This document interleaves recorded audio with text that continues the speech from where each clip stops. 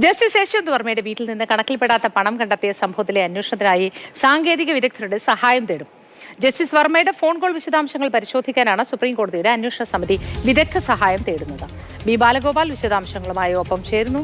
Balagopal, good morning.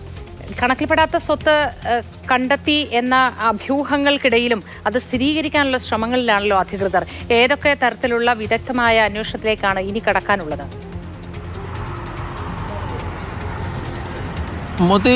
Supreme കോടതി നിയമിച്ച ആഭ്യന്തര അന്വേഷണ സമിതിയുടെ അന്വേഷണം ഇപ്പോൾ പുരോഗമിക്കുകയാണ്. ഇതിനിടയിൽ ഈ വിഷയം ഇന്ന് പാർലമെന്റിൽ സജീവമായ ചർച്ചയാകുമെന്ന കാര്യം ഉറപ്പായിരിക്കുകയാണ്. കാരണം രാജ്യസഭയിൽ ഈ വിഷയം സഭാ നടപടികൾ നിർത്തിവെച്ച് അടിയന്തരമായി ചർച്ച ചെയ്യണമെന്ന് ആവശ്യപ്പെട്ടുകൊണ്ട് ഹാരിസ് ബീരാൻ അടിയന്തര പ്രമേയത്തിന് നോട്ടീസ് നൽകിയിട്ടുണ്ട്. ലോക്സഭയിൽ കോൺഗ്രസ് നേതാക്കളും കോൺഗ്രസ് എംപിമാരും ഈ വിഷയം ചർച്ച ചെയ്യണമെന്ന് ആവശ്യപ്പെട്ടുകൊണ്ടുള്ള അടിയന്തര പ്രമേയത്തിന് നോട്ടീസ് നൽകിയിട്ടുണ്ട്. ഫലത്തിൽ ഈ വിഷയം ഇന്ന് പാർലമെന്റിൽ സജീവമായി ചർച്ചയാകുമെന്ന കാര്യത്തിൽ യാതൊരു തർക്കവുമില്ല. കേന്ദ്ര ആഭ്യന്തരമന്ത്രി അമിത്ഷാ ഒരുപക്ഷെ ഈ സംഭവത്തെക്കുറിച്ച് ഇതുവരെ സർക്കാരിന് ലഭിച്ച വിവരങ്ങൾ ഈ പാർലമെന്റിനെ ധരിപ്പിക്കാനുള്ള സാധ്യതയുമുണ്ട്.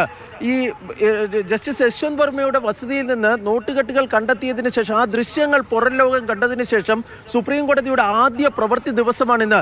യശ്വന്ത് വർമ്മയ്ക്കെതിരെ ഒരു അന്വേഷണം ആവശ്യപ്പെട്ടുകൊണ്ടുള്ള ഒരു ഹർജി സുപ്രീം കോടതിയിൽ ഫയൽ ചെയ്യപ്പെട്ടിട്ടുണ്ട്.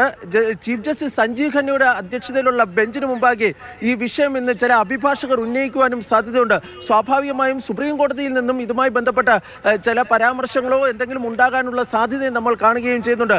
ഇതിനിടയിലാണ് ഈ അന്വേഷണത്തിന് സാങ്കേതിക വിദഗ്ധരുടെയും ഫോറൻസിക് വിദഗ്ധരുടെയും സഹായം തേടുവാൻ ആഭ്യന്തര അന്വേഷണ സമിതി തീരുമാനിച്ചിരിക്കുന്നത്. അതിന് പ്രധാനമായും രണ്ട് കാര്യങ്ങളാണ് പറയുന്നത്. ഒന്ന്, ഈ ജസ്റ്റിസ് യശ്വന്ത് വർമ്മയുടെ ഫോൺ കോളുകളും മറ്റും പരിശോധിക്കുന്നതിന് സാങ്കേതിക വിദഗ്ധരുടെ സഹായം, അത് സേവനം അനിവാര്യമാണ്.